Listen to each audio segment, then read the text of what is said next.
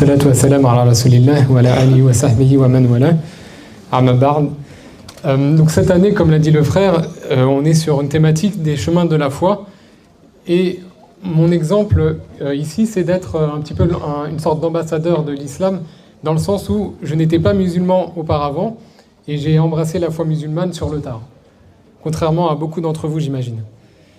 Le but de mon intervention, ce n'est pas de parler de moi, en fait, mais il s'agit plutôt de parler de ma découverte de la foi musulmane, alors que rien ne m'y prédestinait au final.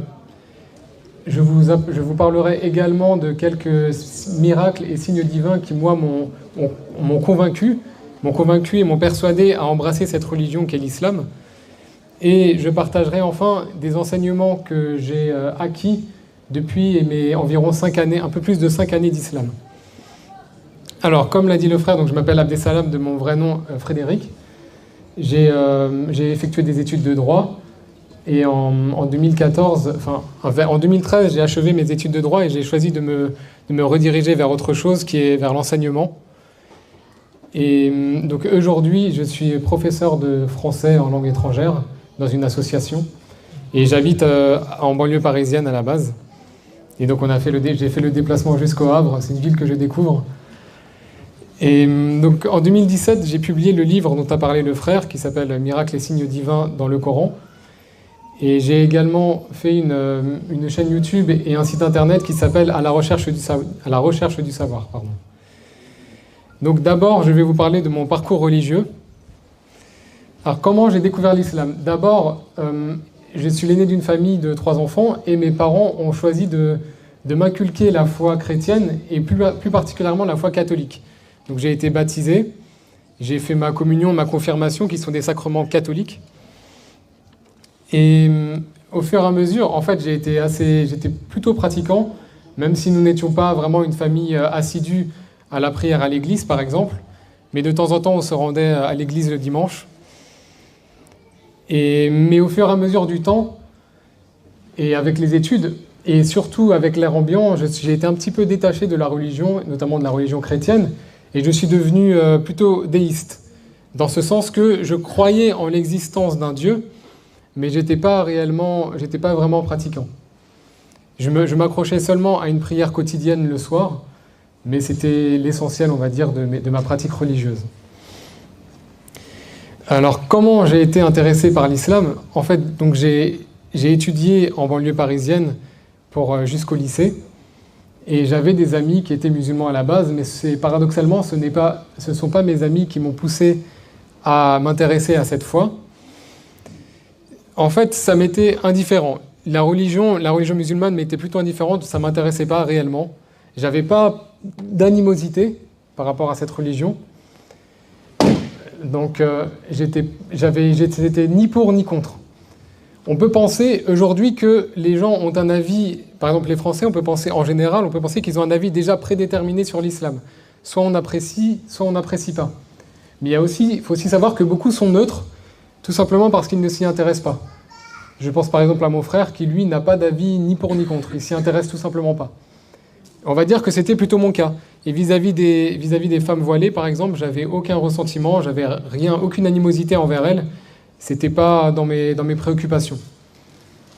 Et donc ça s'adresse aux femmes voilées plus particulièrement. Il ne faut pas s'imaginer que derrière chaque non-musulman, il y a forcément une personne qui n'apprécie pas ce que vous portez sur la tête. Il y en a qui ont plutôt un regard positif ou d'autres qui ont un regard neutre. Donc, parallèlement à ça, même si j'étais pas grand pratiquant, tout ce qui tenait à l'au-delà et aux expériences, à ceux qui avaient vécu des expériences de mort imminente, tout ça, ça m'intéressait. Il y a des personnes qui, par exemple, tombent dans le coma ou même décèdent, et elles reviennent à la vie peu de temps après. Et elles racontent qu'elles ont vu une grande lumière, et comme si elles étaient happées par un tunnel. Et ça, justement, c'est des expériences qui reviennent, et ça m'intriguait pendant longtemps. Mais pour autant, je n'étais pas vraiment intéressé par tout ça. C'est seulement quand j'ai terminé mes études en 2013, où j'ai eu mon diplôme, que j'ai eu le temps enfin de me consacrer à mes recherches.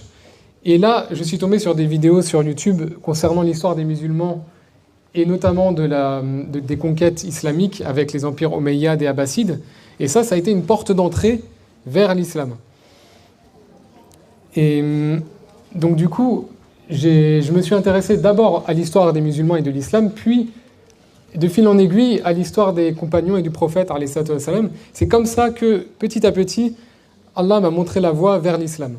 Ça s'est fait très progressivement. Et donc j'ai parlé de mon intérêt à l'islam à une amie du lycée particulièrement, et elle a saisi l'occasion pour m'offrir un mushaf, donc un exemplaire du Coran, avec une biographie du prophète, alayhi salatu wassalam, écrite par Étienne Dinet. C'est comme ça que j'ai pu apprendre davantage sur cette religion.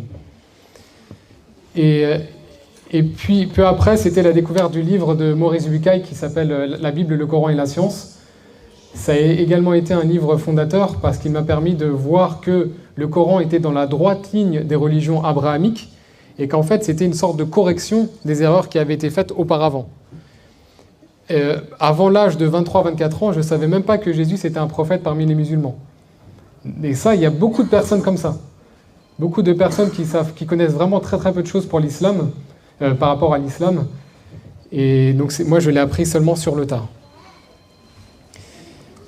Donc de fil en aiguille, j'ai encore creusé mes recherches. Je suis tombé sur des vidéos de prêcheurs américains comme Nouman Ali Khan et Youssouf Estes et Ahmed Didat également.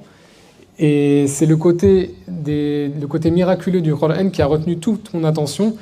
Étant donné que j'aime bien le côté littéraire, je suis assez littéraire de base, moi, ce qui m'a touché, c'était le fait que le Coran soit un livre vraiment parfait du point de vue littéraire, à la fois sur le fond comme sur la forme. Et donc, de fil en aiguille, donc, en m'instruisant encore davantage, je sentais cette foi qui montait en moi. Et en réalité, c'était malgré moi, en fait. Et de petit à petit, je commençais à m'initier aux pratiques musulmanes et je commençais à faire la prière telle que le faisaient les musulmans. Je me suis informé, j'ai commencé à apprendre la sourate al-Fatiha, mais pour autant, je n'étais pas musulman. Donc on a tous un cheminement. En fait, j'étais convaincu dans mon cœur, on va dire dans décembre-janvier, à l'époque, et je me suis converti seulement 3-4 mois plus tard. Et c'est seulement sous les conseils d'un frère qui m'a parlé, il m'a dit « Comment ça se fait que toi, tu connais autant sur l'islam et pourquoi tu ne te convertis pas? Pourquoi tu ne deviens pas musulman ?» Et donc, moi, dans ma tête, je me disais bon, « J'ai le temps, je ferai ça plus tard. » C'est pas forcément une priorité. Et il m'a dit « On se trouve toujours des excuses. Shaitan nous fait toujours nous fait procrastiner, nous fait dire « Ne deviens pas musulman maintenant. » Et après, je me suis dit « Oui, c'est vrai, mais bon, c'est pas aujourd'hui. Je ferai ça un autre jour. Aujourd'hui, je suis fatigué. » Et en fait, c'est là, il m'a dit, mais parfois on peut se dire, c'est pas le bon jour, je suis fatigué, et d'autres excuses.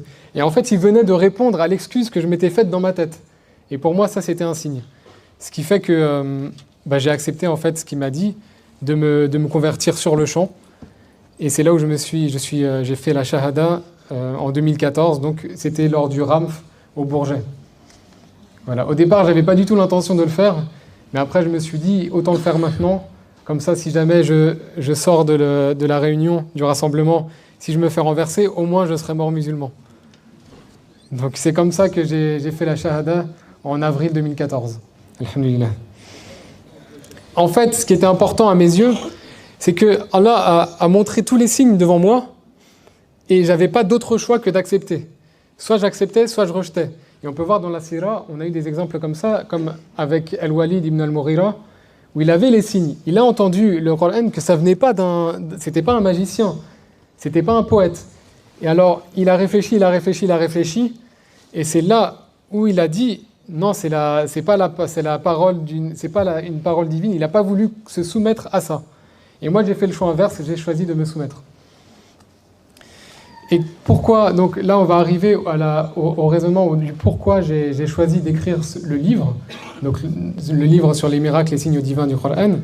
En fait, c'est parce que comme tout musulman, j'ai subi des épreuves. Au début, ça allait bien, et petit à petit, je commençais à avoir des difficultés, notamment j'étais touché sur ma foi. Et je commençais à douter. Je me disais, est-ce que c'est bien la bonne voie que j'ai empruntée? Et moi, le moyen qui me rassurait, c'était de contempler à quel point le Coran était un livre parfait. Et donc pour ça, j'ai commencé à lister de mon côté, j'ai ouvert un document Word et j'ai listé les points qui me montraient pourquoi le Coran n'avait pas pu être fait par des hommes. Et donc, je vais vous dire brièvement certains des points qui m'ont marqué. Sans doute, certains connaissent déjà ces miracles. Enfin, on appelle ça donc c'est des miracles ou des signes divins. Je préfère appeler ça des signes divins parce qu'en fait, c'est un ensemble d'indices qui nous montrent que le Coran n'a pas pu être fait par un homme. Et donc, un des signes divins, par exemple, c'est dans la sourate 2, la sourate Al-Baqarah, où on voit dans le verset 143, Allah qui dit qu'il a fait de nous une communauté du juste milieu, ummatan wasatan. Et en fait, cette communauté du juste milieu apparaît pile au milieu de la sourate, puisque c'est dans le verset 143 sur 286. Et en fait, ce qui est intéressant ici, c'est que Allah dit ummatan wasatan, mais il aurait pu dire autre chose. Il aurait pu dire khayrun ummah, par exemple, la meilleure communauté. Mais là, c'est le mot wasatan qui dénote clairement l'idée du milieu. On a aussi sur Isa et Adam, qui eux n'ont pas eu de père. En fait, ils ont été créés par Allah subhanahu wa ta'ala sans père. Et en fait, on note de façon intéressante que les deux, Isa et Adam, sont évoqués 25 fois exactement dans le Coran. Et j'ai vraiment calculé ça, j'ai marqué ça sous forme de tableau, et on le voit clairement, c'est 25 fois. Et on voit qu'il y a eu un seul verset où Adam et Isa sont cités ensemble, c'est dans la sourate 3. C'est le seul verset du Coran où ils sont cités ensemble. Et avant ce verset, Adam et Isa sont cités 6 fois, tous les deux, et après ce verset, 18 fois. On voit également que la 19e apparition de Adam et Isa, c'est dans la 19e sourate, la sourate Maryam. Un autre point intéressant, j'ai vu que la sourate de l'abeille, c'est la 16e sourate, et l'abeille a 16 paires de chromosomes. C'est un petit détail intéressant. Également, le prophète Isa, alayhi salam, quand il s'adresse aux Israélites, Isa, donc Jésus, va dire « Ya bani Israël ». Alors que Moussa, quand il s'adresse aux Israélites, il va dire « Ya qawmi », c'est-à-dire « Ô mon peuple ». Donc Moussa, Moïse dit « Ô mon peuple », tandis que Isa dit « Ô fils d'Israël ». Et ça, c'est logique, parce que Jésus, Isa, n'a pas eu de père parmi les Bani Israël. Donc il ne peut pas se revendiquer de ce peuple-là. Et ça, on le voit, c'est une constante dans le Coran. Jamais Isa dit « Ya qawmi ». Également, dans le Coran, le nom de Yasrib, qui est l'ancien nom de Médine, est évoqué une seule fois, et il est de la bouche des hypocrites. En fait, les hypocrites, lors d'un moment critique, ont parlé de Yasrib, pendant la bataille de la tranchée, et par ce fait d'évoquer Yasrib, alors que la ville avait été rebaptisée depuis quelque temps déjà par Médina, ça montre que ça dénote leur hypocrisie, en fait. On la voit clairement affichée par un simple mot. Il y a aussi des palindromes, on les voit dans la sourate 74 et la sourate 36. Également, dans la sourate Youssouf, on voit qu'il y a un monarque qui est abordé, qui est évoqué dans cette sourate, c'est le roi El-Melik. Et en fait, pourquoi on évoque le roi à l'époque de Youssouf alors qu'on est en Égypte? On aurait pu penser qu'il s'agit de Pharaon, d'un pharaon. Et en fait, à l'époque de Youssouf, semble-t-il, c'est au XVe siècle avant Jésus-Christ, il n'y avait pas de pharaon à l'époque. Il y avait seulement des rois, puisque c'était la dynastie des rois Hyksos. Et cela explique pourquoi on voit le terme Malik dans la sourate Youssouf et non pas le terme Pharaon. Alors que Pharaon est un des hommes les plus évoqués dans le Coran, puisqu'on le lit à peu près 80 fois. Et ça, c'est parmi certains signes que j'ai pu lister dans mon ouvrage.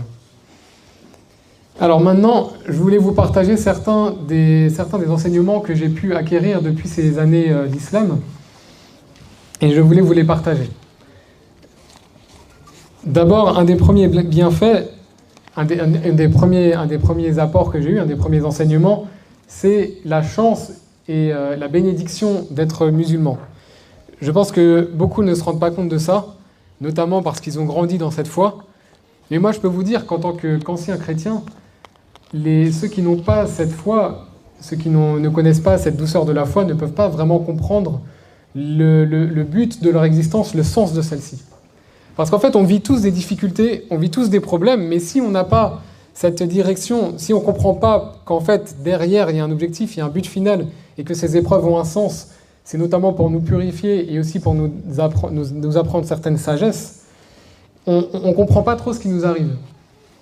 Et moi, quand je n'étais pas encore musulman, j'avais une petite période de dépression parce que justement, je vivais et je faisais des activités, mais j'avais l'impression d'être comme un hamster dans une roue et je ne comprenais pas vers où je me dirigeais. Et il y a beaucoup de personnes comme ça qui n'ont pas de réel but dans leur existence et qui tournent, qui s'activent sans cesse, sans savoir vraiment où ils vont. Et ils ont une façade de joie, alors qu'en fait, à l'intérieur d'eux, il y a beaucoup de souffrance. Ensuite, autre chose, c'est d'être toujours à la recherche du savoir, toujours à essayer d'apprendre davantage.